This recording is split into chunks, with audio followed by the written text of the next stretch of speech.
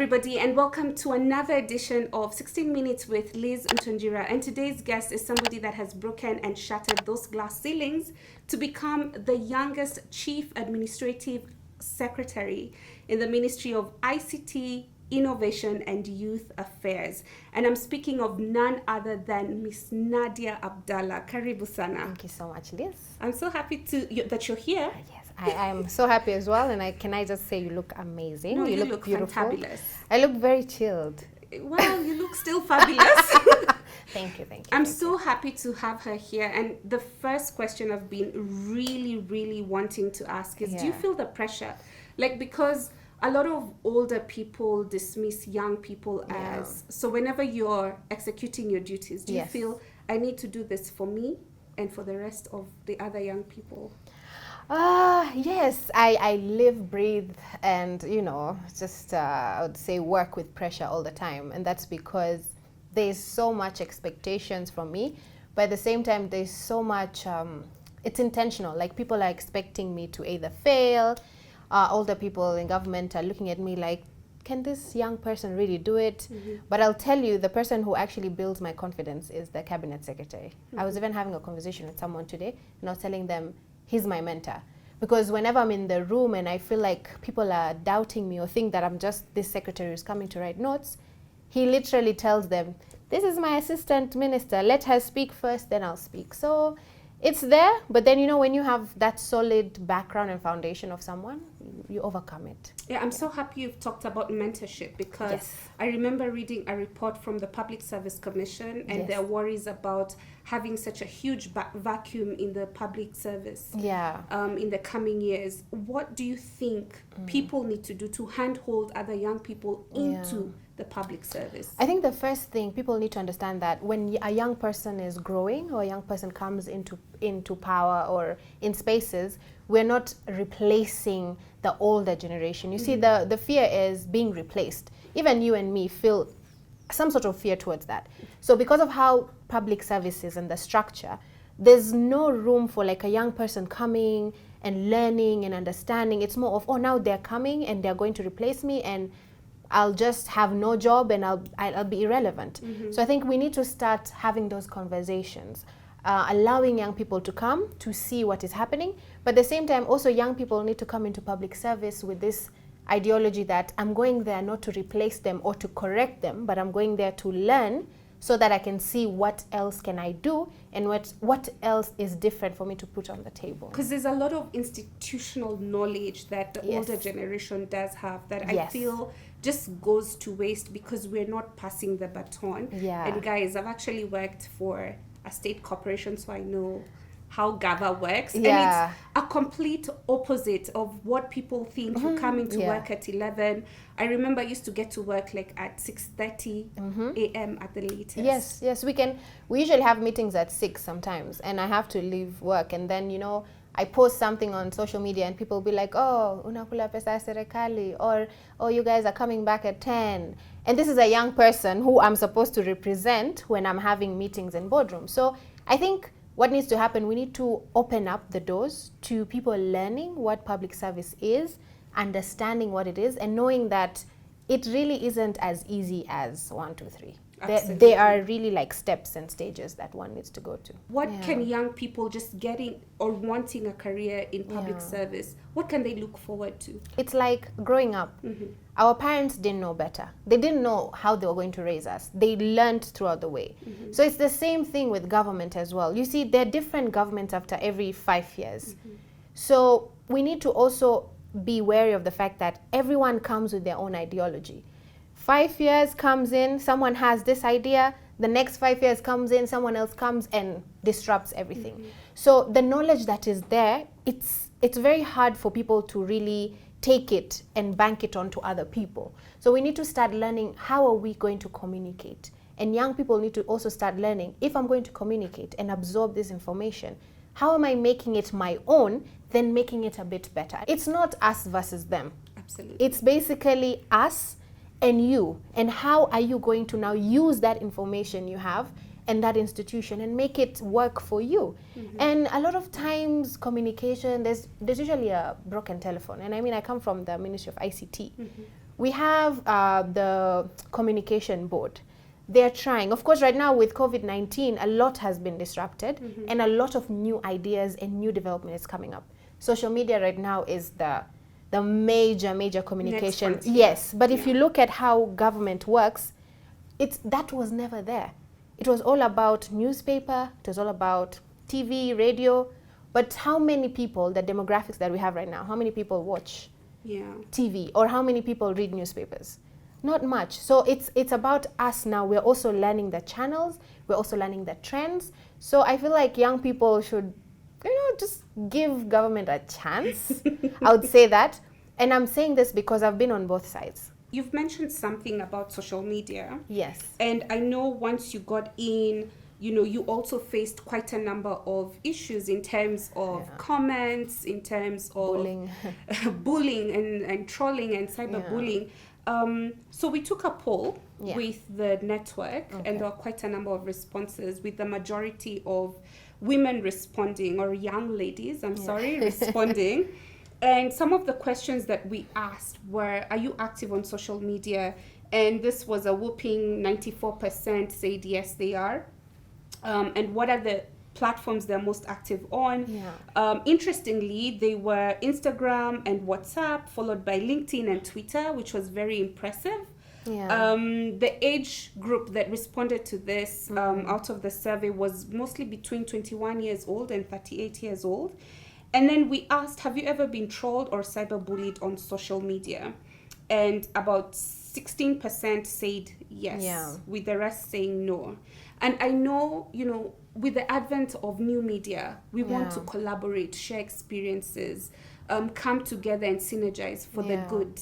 But just tell us your experience. I have been trolled, I have been bullied, cyberbullied. Actually, I've experienced both being bullied as a young child and then now being in the government and being cyberbullied.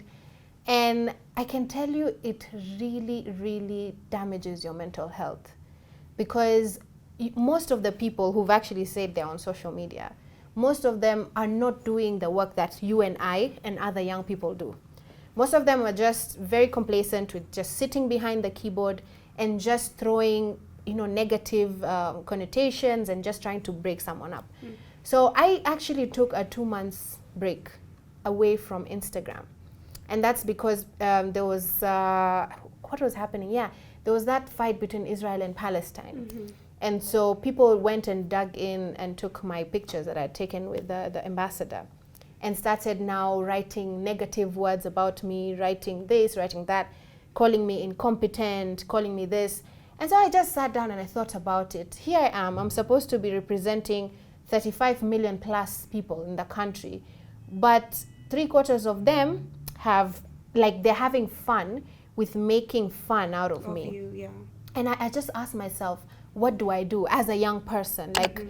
Because of course, out of 100, it could be just 20 or like what they said, 15% of them, but that still has a big impact. And I realized that impact affects our development as young people, because I took 2 months off.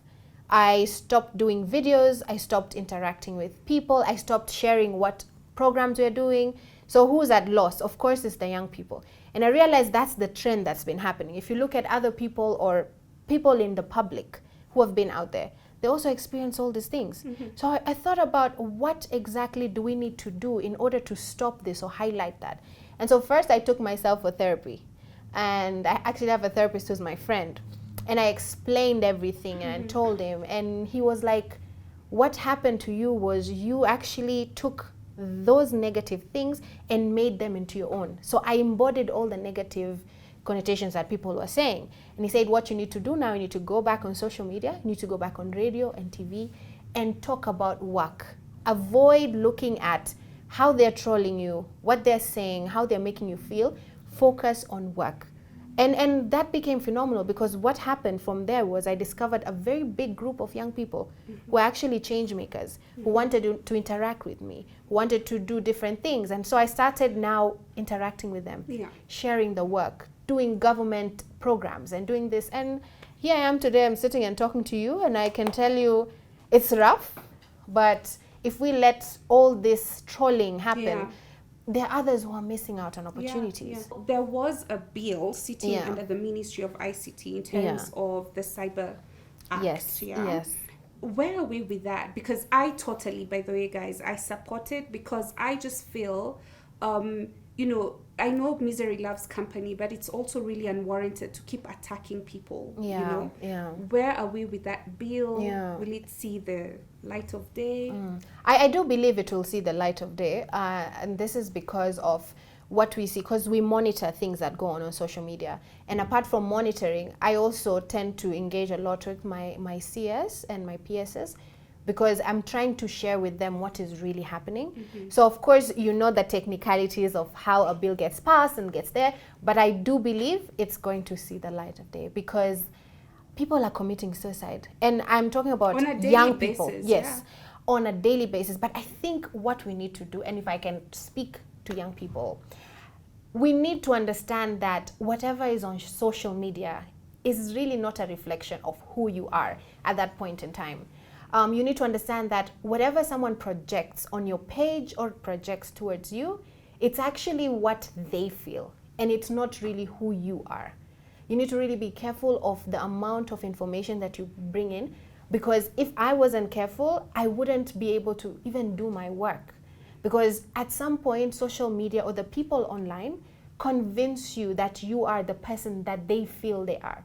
So we need to say no to really cyberbullying. We need to say no to really consuming all these negative things, and you need to say no to allowing people into your space. Protect your space and just be and do what is right. Yeah. You hit the nail on the head. Thank you. In terms of, I know you have a book coming up. Yes.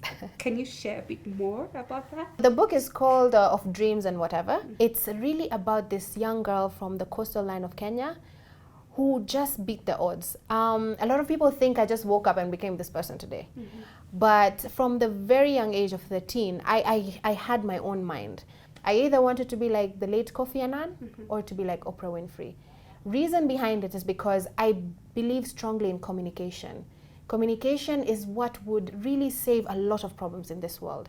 And then also when you look at the humanitarian aspect of life, I believe when Africans come together, when young women understand their power, there's so much that we can do. And so the book talks about all this. The book talks about the beauty about being African. The book talks about mental health.